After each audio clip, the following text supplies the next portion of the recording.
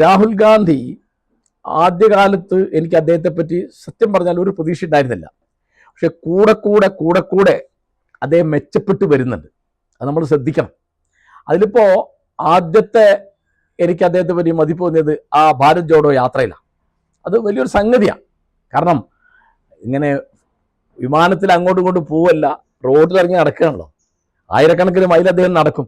അപ്പോൾ ഭൂപ്രകൃതി, കാലാവസ്ഥ, ഭക്ഷണ രീതികൾ, വേഷം, കലാരൂപങ്ങൾ, ആളുകളുടെ സമ്പ്രദായങ്ങൾ, ആളുകളുടെ പരാതികൾ, അങ്ങനെയൊക്കെ കേൾക്കുന്നുണ്ട്. അപ്പോൾ അദ്ദേഹം വളരെ മുതിർന്നു, മെച്ചപ്പെട്ടു എന്നുള്ളതിൻ്റെ ഏറ്റവും വലിയ ആവിഷ്കാരമായിട്ടാണ് ഞാൻ അദ്ദേഹം വോട്ട് കൊള്ള, ഇംഗ്ലീഷ് പത്രങ്ങളൊക്കെ വോട്ട് തെഫ്റ്റ് എന്ന് പറയും, പുതിയ വാക്കാത്. കള്ളവോട്ട് പണ്ടുണ്ട്, പക്ഷെ വോട്ട് കൊള്ള ഇലക്ഷൻ കമ്മീഷൻ തന്നെ നേരിട്ട് ഇടപെട്ടു. അത് വലിയൊരു 6 മാസം കൃത്യമായി ഗൃഹപാഠം ചെയ്തിട്ടാണ് അദ്ദേഹം അത് പുറത്തേക്കെടുത്തത്. അത്തരം ഒരു പണി അടുത്ത കാലത്ത് ഒരു നേതാവ് എടുത്ത് എനിക്ക് അറിഞ്ഞുകൂടാ.